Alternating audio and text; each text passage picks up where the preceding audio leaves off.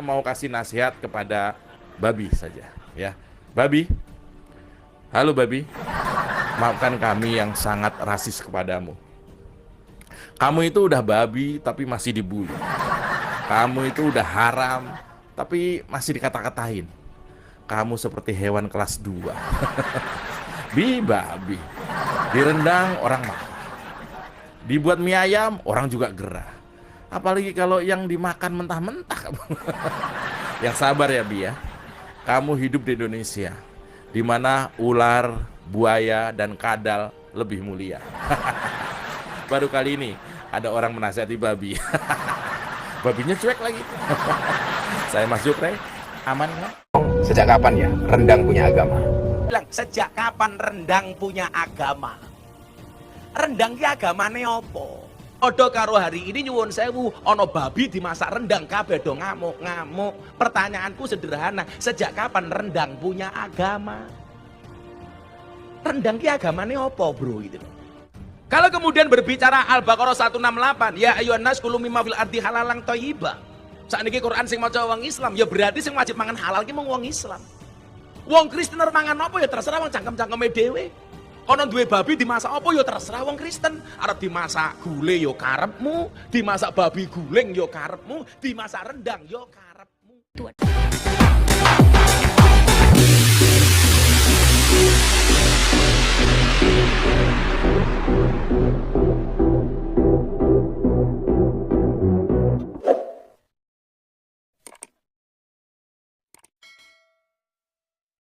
Salam teman-teman sekalian, berjumpa kembali dengan saya Arif Gule di channel TV Laskar Kristus ini.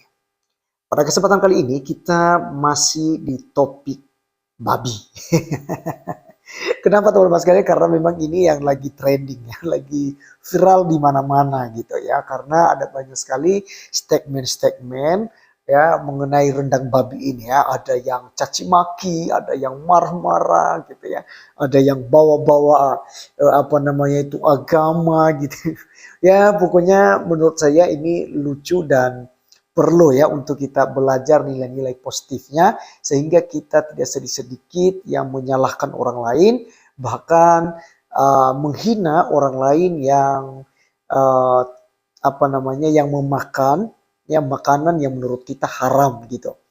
Untuk itu saya mengajak kita untuk menonton satu cuplikan video dari Cokro TV gitu ya.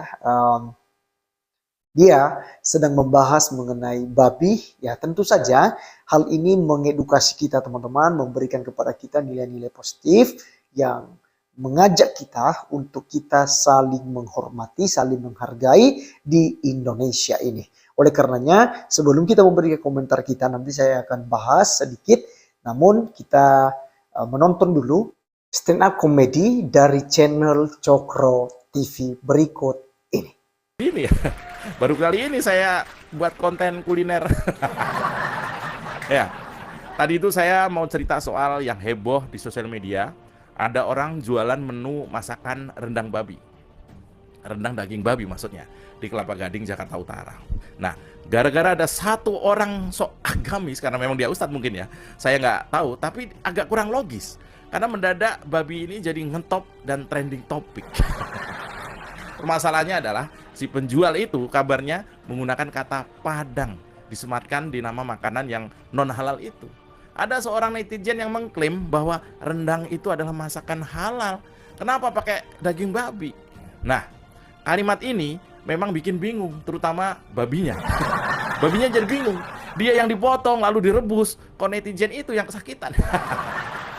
Ya, mungkin saja kata Padang yang identik dengan nama kota di Sumatera itu bisa jadi asosiasinya adalah masakan halal di warung Padang. Tapi kalau saya runut ya, saya cek ternyata memang ada kata Padang dalam menunya. Nggak tertulis rendang babi aja, tapi ada kata Padangnya. Mungkin maksudnya adalah rendang ala warung Padang. Jadi ini menu ala-ala warung Padang. Komposisinya, bumbu rendangnya mungkin maksudnya mirip gitu ya. Kalau cuma tulisan rendang babi harusnya sih nggak ada masalah ya, apalagi jelas ditulis di situ non halal. Di Jakarta ini kalau non halal memang nggak banyak yang minat, tapi kalau non bayar tuh baru rebutan. Ya, balik ke masalah rendang tadi ya. Ada yang protes memang. Kalau saya lihat sih menyarankan jangan gunakan bumbu rendang karena rendang sudah sangat identik dengan warung Padang dan itu dagingnya biasanya pakai daging sapi. Padahal kita tahu ya soal menu khas daerah dari dulu nggak ada yang protes. Kita tahu sate Madura itu sangat populer, ada juga sate Tegal juga sangat populer, ada juga sate babi di Bali juga sangat populer. Dan di sana itu orang udah biasa-biasa saja, nggak ada yang protes. Warga Madura nggak protes ada sate babi, meski ia punya menu sate Madura. Lalu kawan-kawan Hindu juga nggak protes, meski ada sate sapi, padahal sapi disucikan dalam agama Hindu. Ini yang namanya toleransi, bukan sedikit-sedikit mengerahkan ormas atau massa ya. Ya, saya juga Muslim, saya tahu kalau ada makanan yang tidak dibolehkan oleh agama yang saya anut, ya saya nggak makan, selesai. Yang mau makan dan jualan, saya nggak ada hak menghalangi. Modalin aja enggak, masa mau menghalangi atau melarang-larang. Ya, soal menu rendang babi ini sudah sangat offset menurut saya. Nih, yang pertama adalah ini jadi presiden buruk ketika makanan di stigma seolah-olah punya agama. Apa agamanya rendang? Apa agamanya pecel Madiun? Atau apa agamanya rujak bebek?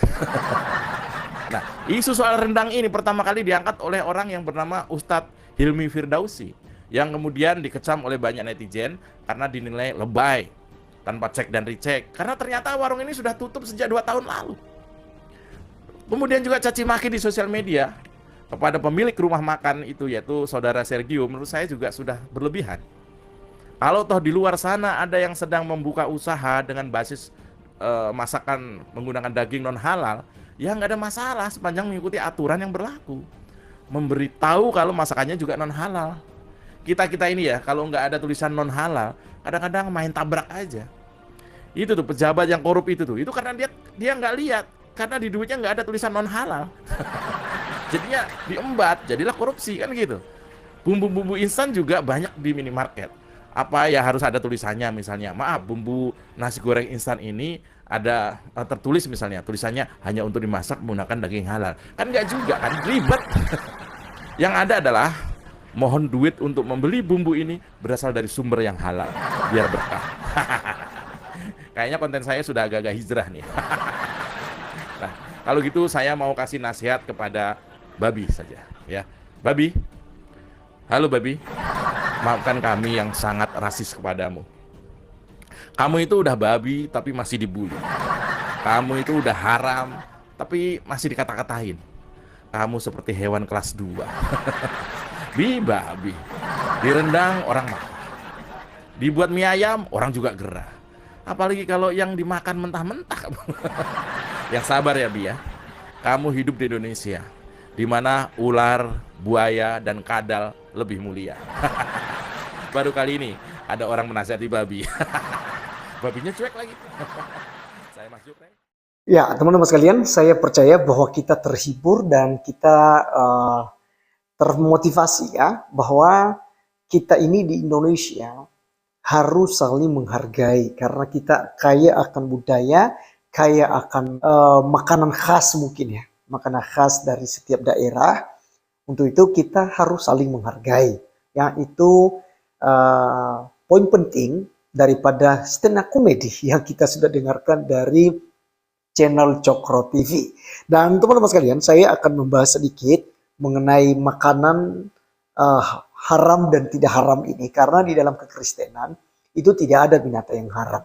Yang haram itu adalah menghina orang lain, mengkafirkan orang lain, ya memaki-maki orang lain, caci maki orang lain, mengganggu sesembahan orang lain.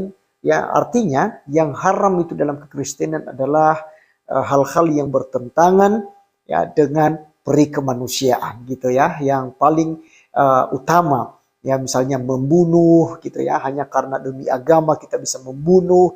Nah, inilah yang haram di dalam kekristenan. Itu sama sekali tidak diperbolehkan.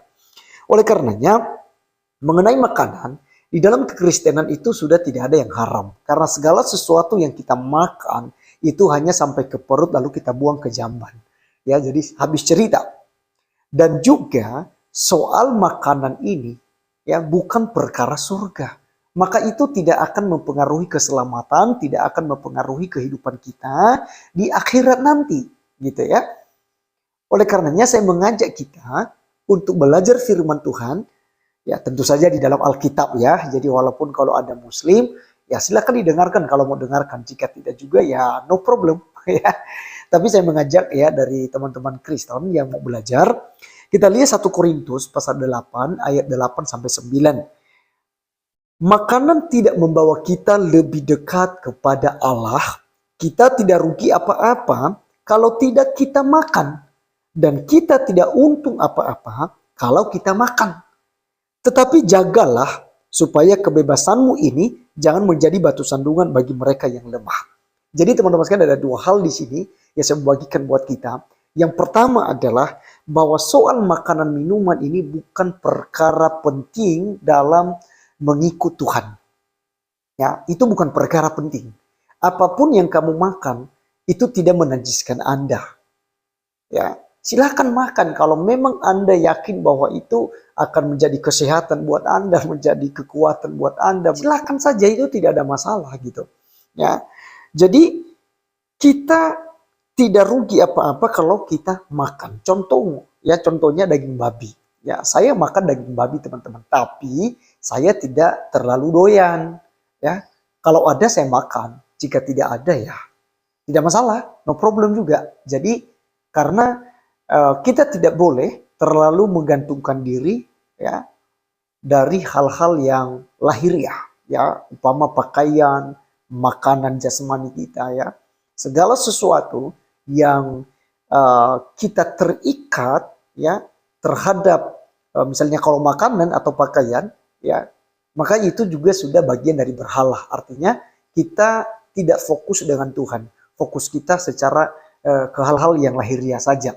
Nah, jadi ini dilarang di dalam firman Tuhan, itu dilarang. Kemudian sama sekali soal makanan ini juga tidak membawa kita lebih dekat kepada Allah.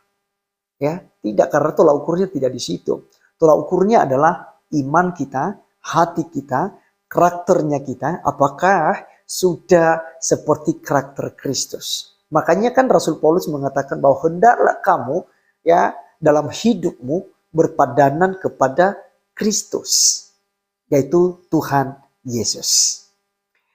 Yang kedua teman-teman sekalian, di dalam ayat 9 dikatakan, tetapi jagalah supaya kebebasanmu ini jangan menjadi batu sandungan bagi mereka yang lemah.